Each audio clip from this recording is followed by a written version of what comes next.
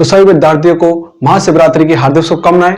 आज तो देखिए कक्षा 10 की प्रश्नावली 1.2 प्रश्न संख्या 1 को हल करते हैं। तो देखो सिद्ध कीजिए कि √5 एक अपरिमेय संख्या है। ठीक है, फिर इंग्लिश में देखो prove that √5 is irrational number. Irrational number का मतलब अपरिमेय संख्या। ठीक है, अब देखो क्या करते हैं। सबसे पहले हम क्या करेंगे, ये अपरिमेय संख्या है, इसको क्या मान लेंगे, परिमेय संख्या मान लेंगे। ये कौन सी है, अपरिमेय संख्या। ये कौन सी है, रेशनल नंबर। ठीक है, तो देखो यहां पर क्या लिखेंगे, माना √5 एक परिमेय संख्या है। √5 क्या है, एक परिमेय संख्या है। क्या मान लिया हमने, एक परिमेय संख्या है। अब इसको इंग्लिश में लिखते हैं, लेट √5 ए रैशनल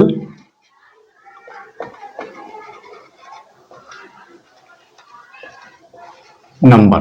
क्या है, √5 क्या है, एक रैशनल नंबर है, मान लिया हमने। ठीक है, चलो अब देखो क्या किया हमने, यहां पर परिमेय संख्या मान ली, यहां पर लिखो अपरिमेय संख्या, यहां पर मान लिया हमने परिमेय संख्या। तो देखो परिमेय संख्या कौन सी होती है, जिसको P/Q के रूप में लिखा जाता है। किसके रूप में, P/Q के रूप में लिखा जा सकता है।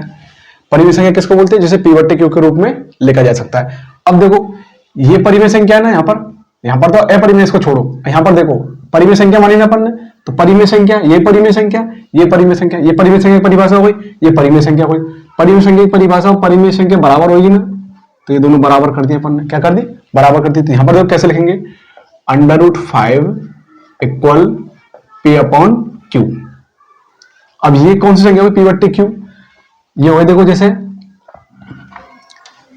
3 गुना 1, 4 गुना 1 बराबर 3 और ये 4। अब जैसे मान लो इसके बाद गुणनखंड पूछ लिया अपन से कोई, ठीक है, इसके बाद गुणनखंड पूछ लिया, तो ये होंगे 3 गुना 1, 4 गुना 1। ठीक है, इसकी और भी हो सकते हैं, देखो 2 गुना 2 भी हो सकते हैं, नहीं हो सकते 2 गुना 2। ठीक है, अब देखो 2 का भाग जा रहा है कि 3 में, नहीं जा रहा। फिर देखो 3 में 2 का भाग जाएगा, नहीं जाएगा, क्योंकि 1 का भाग 1 में जाएगा, 1 का भाग 1 में जाएगा। तो कौन संख्या हो गई ये, सहअभाज्य। कौन सी हो गई, सह। एक बार यहां लिख देता हूं, इसको यहां पर P/Q की बदले अपन ए भी मान ले, इसको स्मॉल ए मान लेते और इसको स्मॉल बी।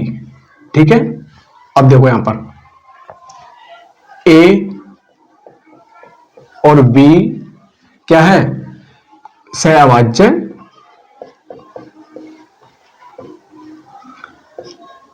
संख्या ले देता हूं मैं यहाँ पर, क्या है, सहअभाज्य संख्या है। ठीक है, अब इसको इंग्लिश में ले देते हैं अपन यहां पर, A and B are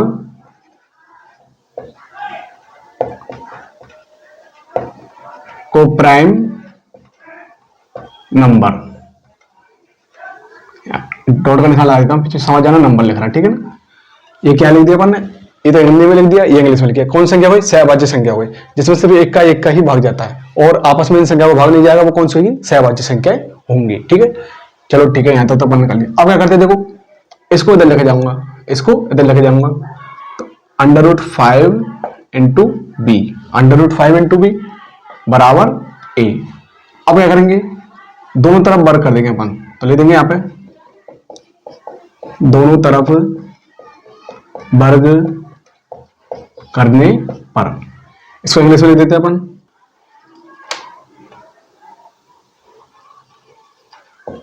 squaring both side, है ना, बोथ साइड, दोनों तरफ वर्ग करने पर। ठीक है, यहां पर अब करेंगे, देखो वर्ग √5 टू v का होल स्क्वायर इक्वल a का स्क्वायर। देखो यहां पर 5 इंटू बी स्क्वायर बराबर a स्क्वायर। अब ये कैसे आया, देखो कई बच्चे यहां पर अटक जाते हैं कि ये आया तो आया कैसे, ये 5 कैसे आ गया। देखो कभी भी अंडर रूट में समान संख्या हो और उनको आपस में गुणा करेंगे अपन, इसका मतलब क्या हो गया, अंडर रूट का ऊपर वर्ग लगा दिया, तो जितना वर्ग लगता है उतने बार लग जाता है अपन। जैसे को कितना घात लग रही है, इसमें 2 घात लग रही है तो 1 2 2 बार लग दिया ना, 3 घात होती तो 1 2 3, 4 का देते तो 1 2 3 4 बार लिख देते, गुना के रूप में लिख दिया ना, गुना गुना करते जाएंगे, ठीक है। अब देखो ये रूट से रूट कट जाएगा, कट गया, और 5 आ जाएगा डायरेक्ट, 5 का जाएगा डायरेक्ट आ जाएगा। ऐसे नहीं कर सकते तो देखो फिर ऐसे करो, इसको √5 इक्वल टू 25 आ गया, ठीक है। अंदर अंदर की संख्या गुना कर लिया अपन, वर्ग को इसके ऊपर रहने दिया, और 25 का वर्गमूल कितना होता है, 5 होता है, ठीक है। इस प्रकार भी हल कर सकते हैं, लेकिन हमें क्या डायरेक्ट लिख देंगे, यहाँ पर कोई दिक्कत नहीं है, ठीक है ना। अब देखो ये आ गया, यहाँ पर कोई प्रॉब्लम नहीं है, ठीक है ना, यहां तक। तो ये समीकरण 1 हो गया, ठीक है। अब इसको अपन ऐसे लिख सकते हैं, b² बराबर a² बट्टे 5, b² बराबर a² बट्टे 5 लिख दिया। इसका मतलब क्या हुआ, यहां पर देखो, यदि मैं लिख दूंगा 10/5, तो इसका मतलब क्या हो रहा है, 10 में भाग जा रहा है 5 का, ठीक है। 10 में क्या जा रहा है, भाग जा रहा है ना 5 का, 10 में भाग कितने का जा रहा है, 5 का जा रहा है, तो कितना आ जाएगा, 2 आ जाएगा। और यदि मैंने इसके ऊपर a लिख दिया तो और भाग दे दिया 5 का, तो इसका मतलब क्या हो रहा है, a में भाग 5 का जा रहा है, ठीक है। और यदि मैं a² लिख दूंगा तो इसका मतलब क्या होगा कि a² में भाग 5 का जा रहा है। तो यहां पर क्या लिखा हुआ है, इसको मैं अलग अलग लिख देता हूं, देखो a इंटू a² में भाग कितने दे रहे, 5 का दे रहे, a में भी एक संख्या में भी अपन 5 का भाग दे सकते हैं ना, तो a में भी कितने का भाग दे रहे, 5 का भाग दे रहे। जब a² में 5 का भाग दे रहे हैं, ठीक है, तो यहां पर लिखते हैं अपन, देखो a² 5 से विभाज्य है, a² 5 से विभाज्य है, ठीक है। तो a भी, जब a² 5 से विभाजित है तो a भी 5 से विभाजित होगा ना, तो a भी 5 से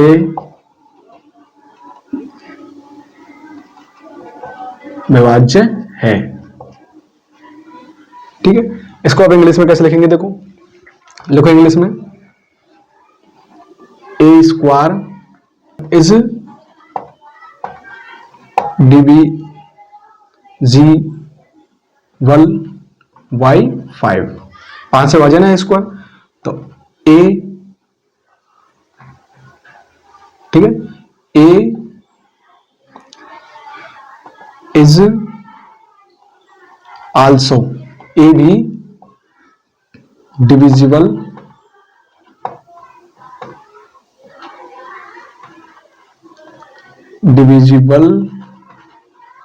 बाई 5, तो a भी 5 से विभाज्य होगा, ठीक है, या फिर है, या विभाजित है, ठीक है। ऐसे भी लिख सकते हैं अपन। और देखो आगे देखते हैं आप, यहां पर देखो, अब अपन क्या करेंगे, देखो put a equal 5 into C, equal 5 into C, मतलब a बराबर 5 इंटू सी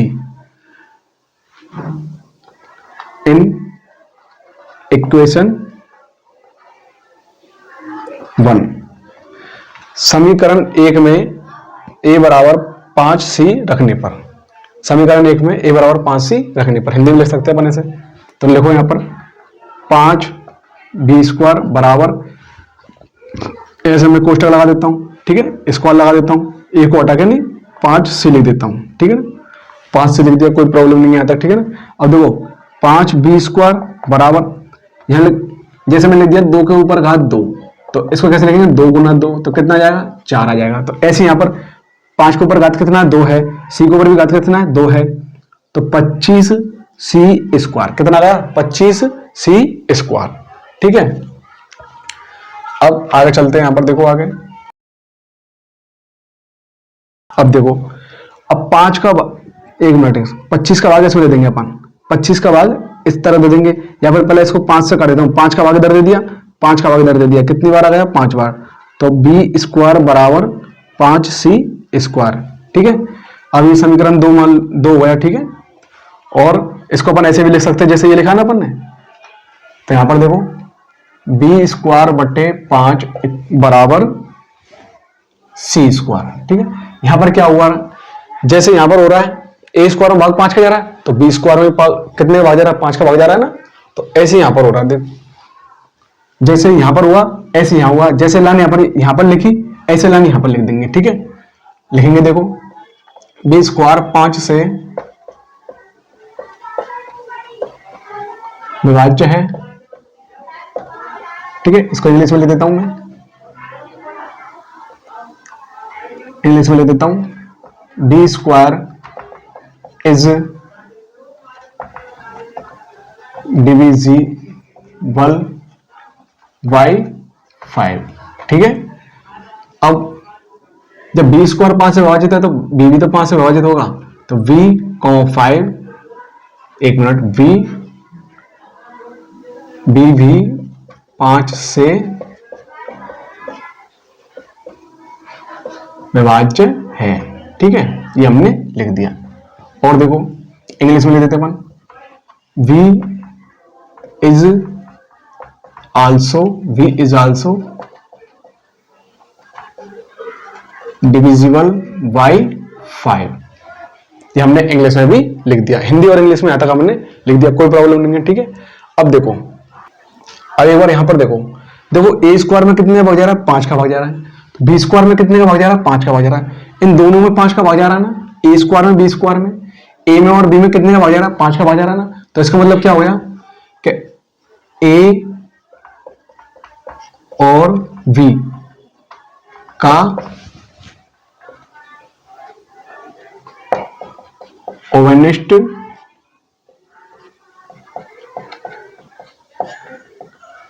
ए और बी का ओवेनिस्ट गुणनखंड कितना है, 5 है। ए और बी का ओवेनिस्ट गुणनखंड कितना है, 5 है, ठीक है। यहां तक तो हमने लिख दिया। लेकिन अब देखो क्या समस्या क्या नहीं है। देखो यहां पर हमने सहवाच्य मानी संख्या, सहवाच्य का मतलब एक का ही भाग जाना चाहिए। कितने का जाना चाहिए, एक का भाग जाना चाहिए। जबकि देखो इसमें कितने का भाग जा रहा है, 5 का भाग जा रहा है। इसमें कितने का भाग जा रहा है, 5 का भाग जा रहा है, ठीक है। कितने का भाग जा रहा है, 5 का भाग जा रहा है। लेकिन जाना कितने का चाहिए, एक का भाग जाना चाहिए। ये संख्या हमने कैसी मानी, सहवाच्य संख्या, जिसका मतलब कि इन दोनों में एक का भाग जाना चाहिए। जैसा भी थोड़ी देर पर बताया अपन ने, जैसे सहवाच्य संख्या मान ले तो ये तो 6 मान लेता हूं। कितना मान लिया मैंने, 6 मान लिया, ठीक है। और दूसरा मान लिया मैंने 5। अब मैं इसके गुणनखंड करूंगा तो 2 गुना 3 आ जाएगा। इसके गुणनखंड करूंगा तो 5 गुना 1 आ जाएगा। और इसका भी 1 मान लो, चलो ठीक है, 1 आएगा। एक और 1 का भाग 1 में जाएगा, 5 का भाग 3 में नहीं जाएगा, 5 का भाग 2 में नहीं जाएगा, पूरा नहीं जा रहा, ठीक है। तो इसका मतलब क्या है कि 1 का भाग जाना चाहिए, जबकि हमारे पास कितने का भाग जा रहा है, 5 का भाग जा रहा है। कितने का जा रहा है, 5 का भाग जा रहा है। तो ये विरोधाभास उत्पन्न हुआ हमारे पास, मतलब गलत अवधारणा के कारण विरोधाभास उत्पन्न हुआ। यहां तो हमने अपरिमेय संख्या दी हुई है, यहां हमने मान ली परिमेय संख्या। क्या मान लिया हमने, परिमेय संख्या मान ली। तो अब देखो पहले इसको इंग्लिश में लिख देते, कॉमन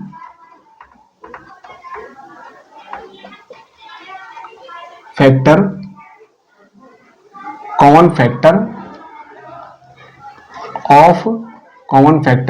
ऑफ ए एंड एक मिनट ए एंड वी ऑफ नहीं एज 5 ए और बी का ओवेनिस्ट गुणनखंड क्या है, 5 है, लिख दिया यहां पर हमने। अब देखो यह विरोधाभास हमारी गलत धारणा के कारण उत्पन्न हुआ है। अब इंग्लिश में देखो, this contradiction is arisen because of our wrong assumption, ठीक है। ये हमने लिख दिया, इसको हिंदी और इंग्लिश दोनों में ट्रांसलेट करके लिख दिया। √5 इज ए रैशनल नंबर, √5 अपरिमेय संख्या है, ठीक है। तो यहां तक हमारा पूरा।